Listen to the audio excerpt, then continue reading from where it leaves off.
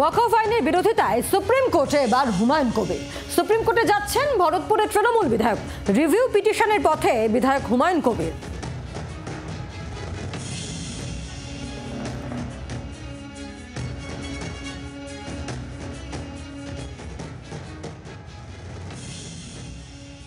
আপনারা শান্তিপূর্ণভাবে আন্দোলন করুন, সেটা এই আইনের বিরুদ্ধে বা এই কালা কানুন যেটা কেন্দ্র সরকার এনেছে ওয়াকফ নিয়ে, সেটার বিরোধিতা করুন, রাস্তায় নেমে আন্দোলন করুন। কোনো রকমই বিশৃঙ্খলা যাতে না হয় সেটা আপনাদের সকলেরই দেখা উচিত।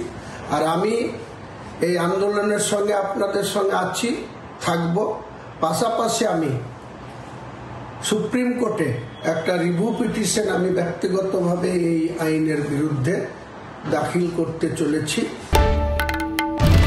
বাংলার আওয়াজ, বাঙালির আবেগ, জি 24 ঘন্টা।